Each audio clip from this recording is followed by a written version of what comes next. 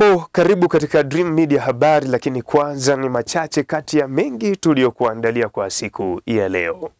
Mbunge wa Mbeya mjini ambaye pia ni spika wa bunge la Jamhuri ya Muungano wa Tanzania Daktari Tulia Ackson rasmi ametangaza nia yake ya kugombea ubunge katika jimbo jipya la Uyole mkoani Mbeya.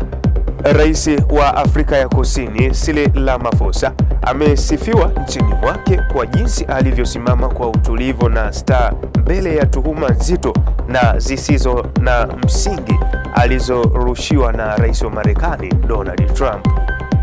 Na katika michezo, mwendelezo wa ligi ya Championship siku ya kesho ikiwa mchezo wa mtoano wa kusaka timu ya kupanda daraja ligi kuu soka Tanzania bara, ni mechi ya mkondo wa kwanza kati ya kikosi cha Geita Gold ambao watakipiga dhidi ya kikosi cha Stendi. Taarifa hii ya habari inapatikana kupitia akaunti yetu ya YouTube ya Dream Media TZ, lakini pia tufuatilie kupitia kurasa zetu za mitandao ya kijamii Facebook Dream FM na Instagram, na X ni Dream FM TZ. Na sasa ni muda wa kuziangazia kwa kina taarifa tulizokuandalia kwa siku ya leo. Uko nami Brown Tinda. Wa Mbeya mjini ambaye pia ni spika wa bunge la Jamhuri ya Muungano wa Tanzania Daktari Tulia Ackson ametangaza nia ya kugombea ubunge katika jimbo jipya la Uyole mkoani Mbeya katika uchaguzi mkuu utakaofanyika Oktoba mwaka huu. Akizungumza na wananchi wa jimbo la Mbeya mjini leo Ijumaa, Daktari Tulia ametumia nafasi hiyo kuwapa nasaha wananchi hao na kwa mgombea ajaye katika uchaguzi huu, akisisitiza kuchagua kiongozi mtumishi na kwamba itasaidia sana kuendelea kuyakimbiza maendeleo ya jamii mbele. Akizungumza na wananchi wa jimbo la Mbeya mjini leo Ijumaa, Daktari Tulia ametumia nafasi hiyo kuwapa nasaha wananchi hao na kwa mgombea ajaye katika uchaguzi huo, akisisitiza kuchagua kiongozi mtumishi na kwamba itasaidia sana kuendelea kuyakimbiza maendeleo ya jamii mbele. Na kwa kufahamu kazi tuliyoifanya pamoja, na kwa kufahamu kwamba mimi bado nitakuwa mzazi wa watoto wawili, sina budi kuelekea kwa mtoto anayehitaji zaidi. Lakini hakuna mtu anayeagwa leo, ila kuna kusema Tulia atagombea wapi, na hakuna atakayekosa huduma yoyote aliyokuwa akipata. Wana jimbo la Mbeya mjini, nimeona hapa mioyo imeinama, lakini isiiname kwa sababu bado nipo. Nimalizie kwa kusema hivi, wana Mbeya mjini na wana Uyole pia, kwa sababu wako watu watakuja kuonesha nia, hata kama watasikia kwamba mimi naelekea Uyole, wako watakuja kuonesha nia. Lakini kwa namna tulivyoishi kipindi hiki, nafahamu tumeshapata nafasi ya kusikizana. Mmeshanisikia mara kadhaa, mmeshafahamu mimi ni mtumishi wa aina gani, mmeshafahamu mimi ni binadamu wa aina gani, mmefahamu mimi ni kiongozi wa namna gani. Nitoe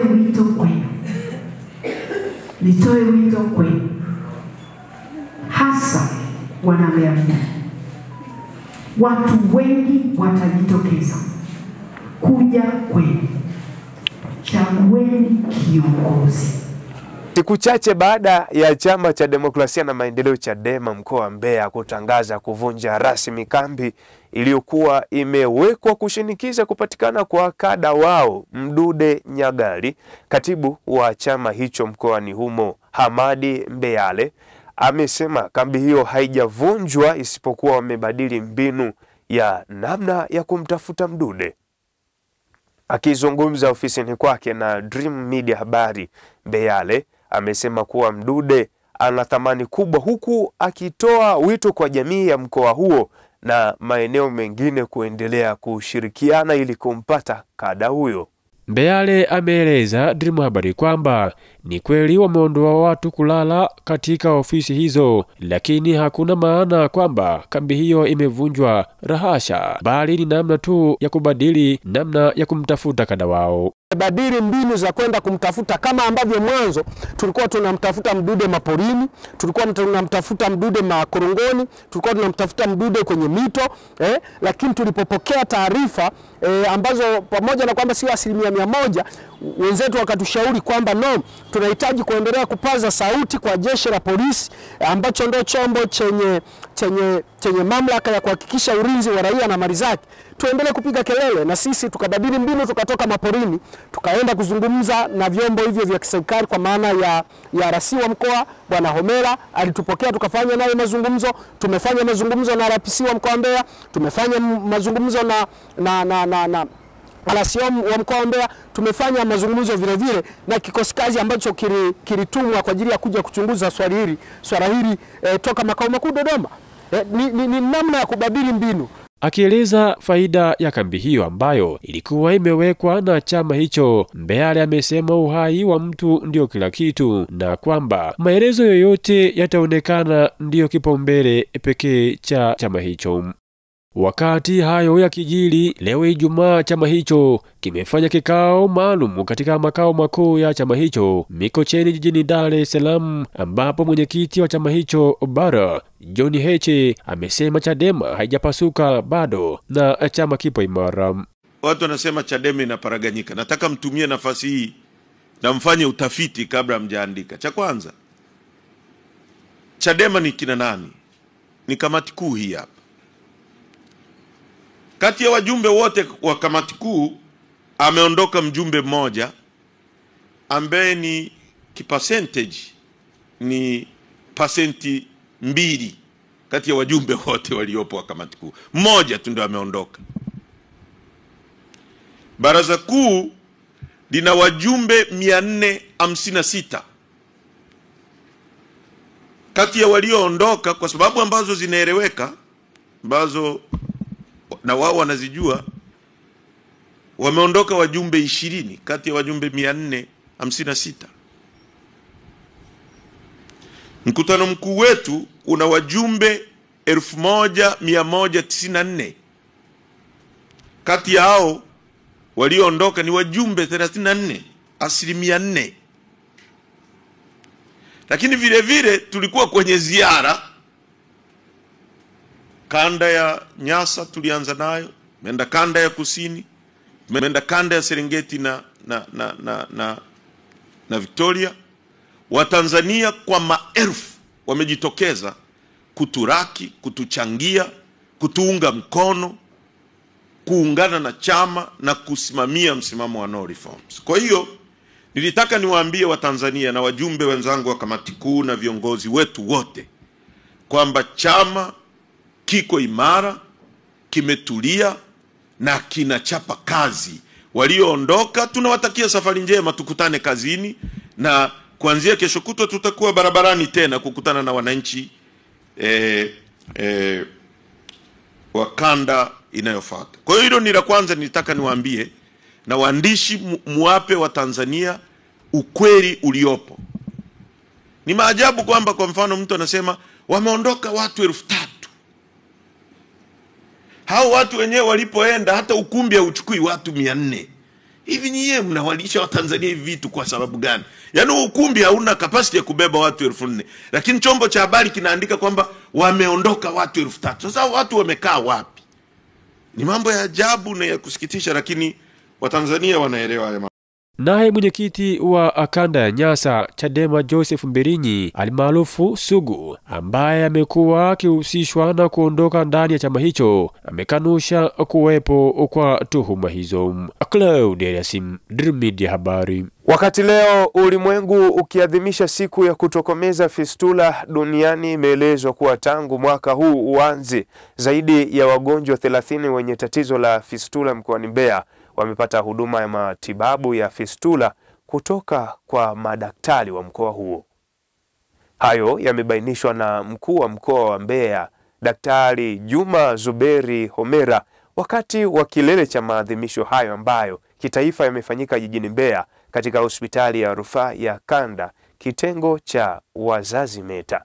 Lecho Mgala ana undani wa taarifa hii. Ni siku ya kimataifa ya kutokomeza fistula duniani. Siku hii huadhimishwa ili kuongeza wigo wa uelewa kuhusu ugonjwa huo. Ugonjwa wa fistula huwakumba zaidi wanawake katika umri wowote, kwa wasichana na watoto wa kike ambao walizaliwa na tatizo. Fistula ya uzazi ni tundu lisilo la kawaida ambalo hutokea katika njia ya uzazi na kibofu cha mkojo. Pia tundu hilo linaweza kutokea katika njia ya uzazi na haja kubwa. Katika maeneo ya vijijini, ugonjwa huo umekuwa ukiwakumba wengi zaidi kutokana na miundombinu kuwa ni changamoto. Licha ya kwamba hivi sasa serikali imeboresha huduma za afya zimetanuka, tumeona kupungua kidogo kwa fistula za uzazi. Kwa takwimu zilizoandaliwa na Shirika la Afya Ulimwenguni WHO zinasema kwa kila mwaka nchini Tanzania kina mama 3,000 wanapata changamoto ya ugonjwa wa fistula. Katika kuadhimisha siku hii mkoa wa Mbeya, wananchi wanaelewa gani juu ya ugonjwa wa fistula?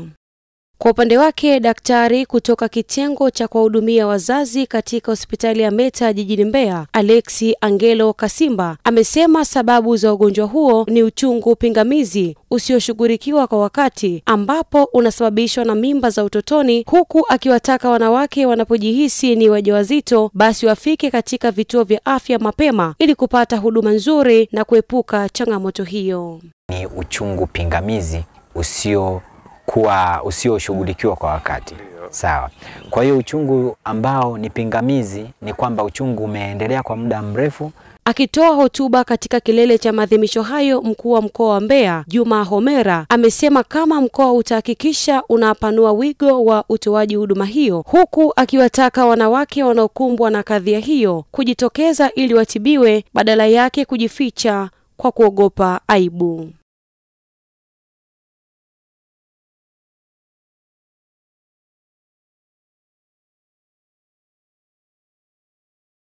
Hata hivyo, mkuu huyo wa mkoa ameeleza kuwa tangu mwaka huu uanze, zaidi ya wagonjwa 30 wenye tatizo la fistula mkoa wa Mbeya wamepata huduma ya matibabu ya fistula kutoka kwa madaktari wa mkoa huo.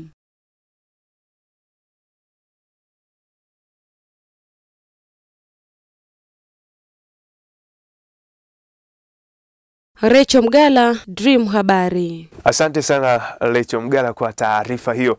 Mtazamaji wa Dream Media, na kukumbusha kuendelea kufuatilia kurasa zetu za mitandao ya kijamii za Facebook Dream FM, Instagram na X ni Dream FM TZ. Na sasa tuziangazie taarifa za mataifa mbalimbali kama zinavyoletwa kwako na Rais wa Afrika Kusini Cyril Ramaphosa amesifiwa nchini mwake kwa jinsi alivyosimama kwa utulivu na staha mbele ya tuhuma nzito na zisizo na msingi alizorushiwa na Rais wa Marekani Donald Trump. Katika moja ya matukio yaliyozua taharuki, Trump alimuonesha Ramaphosa video yenye madai ya mauaji ya halaiki dhidi ya wakulima wazungu nchini Afrika Kusini, madai ambayo yamekanushwa mara kwa mara na Pretoria na ambayo wataalamu wameeleza kuwa ya kupotosha. Watetezi wa haki za binadamu na raia wa kawaida walitoa kauli za kuunga mkono mtindo wa Ramaphosa, huku wengine wakitaka majibu makali zaidi dhidi ya uongo huo, lakini wengi wameona uongozi wake kama kielelezo cha diplomasia ya kweli. Kwa upande wa matokeo ya kisiasa, Ramaphosa amesema mkutano wao umefungua mlango kwa mazungumzo ya kina kuhusu biashara na ushirikiano kati ya mataifa hayo mawili. Hata hivyo, Marekani ni mshirika wa pili kwa ukubwa wa kibiashara kwa Afrika Kusini baada ya China, na hatua ya Marekani kuashiria kuanza tena majadiliano ya biashara ilipokelewa kama mafanikio makubwa kwa Ramaphosa. Tukiachana Pretoria, sasa ni mji mkuu wa Israel, Jerusalem. Tunaarifa kuwa takribani maroli 130 yamevuka mpaka na kuingia katika eneo la ukanda wa Gaza ndani ya siku 3 zilizopita, ambapo wengi wao bado wanasubiri katika maghala ya mashirika ya misaada ya kimataifa. Asubuhi ya leo Ijumaa, waokoaji wametoa taarifa kwamba hawawezi kuzalisha chakula tena kwa sababu hakuna usalama wa kutosha wa kuwalinda. Jana Alhamisi, unga na mafuta vilipokuwa vikiwasilishwa kwa waokoaji katika kambi za wakimbizi, hali ilikuwa ya vurugu, huku umati wa watu wenye njaa wakijaribu kuchukua bidhaa hizo. Mamlaka za eneo hilo zimesema kwamba msafara wa maroli yapatayo 20 ulipita yakiwa yamebeba unga na moja iliyobeba dawa, huku ikielezwa kuwa wakati msafara huo ulipokuwa unakaribia katikati ya ukanda wa Gaza ulishambuliwa na kile wanahabari wa eneo hilo wanaeleza kama magenge yanayojaribu kuwapora. Shukrani sana Lester Faris kwa taarifa hizo mbalimbali za kimataifa. Na katika michezo, mwendelezo wa ligi ya Championship siku ya kesho, ikiwa mchezo wa mtoano wa kusaka timu ya kupanda kucheza ligi kuu soka Tanzania bara, ni mechi ya mkondo wa kwanza Geita Gold watakipiga dhidi ya kikosi cha Stand United. Huyu hapa John Jelome akikuletea mkusanyiko wa habari mbalimbali za michezo. Katika michezo, mwendelezo wa ligi ya Championship kuendelea siku ya kesho, huku ikiwa ni hatua ya playoff ya Championship ya kupanda daraja mkondo wa kwanza, huku mchezo huo ukichezwa kesho kati ya Geita Gold dhidi ya Stand United. Mchezo huo ukichezwa katika dimba la Nyankumbu Girls majira ya saa 10 jioni. Nako kimataifa, kubwa zaidi, bingwa wa Asili A kujulikana siku ya leo, huku ikiwa ni mwendelezo wa ligi hiyo kuchezwa michezo miwili majira ya saa 3:45 usiku, huku Inter Milan akiwakaribisha Como, lakini Napoli akiwakaribisha Cagliari. Nani kuibuka bingwa wa Asili A? Shukrani sana John Jelome kwa habari hizo za kimichezo. Na kabla ya kuhitimisha Dream habari, ni kukumbushe tena machache kati ya mengi tuliokuwa nayo kwa siku hii ya leo. Mbunge wa Mbeya mjini ambaye pia ni spika wa bunge la Jamhuri ya Muungano wa Tanzania Daktari Tulia Ackson rasmi ametangaza nia yake ya kugombea ubunge katika jimbo jipya la Uyole mkoani Mbeya. Rais wa Afrika ya Kusini Cyril Ramaphosa amesifiwa nchini mwake kwa jinsi alivyosimama kwa utulivu na staa mbele ya tuhuma nzito na zisizo na msingi alizorushiwa na rais wa Marekani Donald Trump. Na katika michezo, mwendelezo wa ligi ya Championship siku ya kesho, ikiwa mchezo wa mtoano wa kusaka timu ya kupanda daraja ligi kuu soka Tanzania bara, ni mechi ya mkondo wa kwanza kati ya kikosi cha Geita Gold ambao watakipiga dhidi ya kikosi cha Stand. Na huo ndio mwisho wa Dream Media habari. Endelea kutufuatilia kupitia kurasa zetu za mitandao ya kijamii za Facebook ni Dream FM na Instagram, na X ni Dream FM TZ, na kupitia akaunti yetu ya YouTube ya Dream Media TZ. Kwa heri, mimi ni Brown Tinda.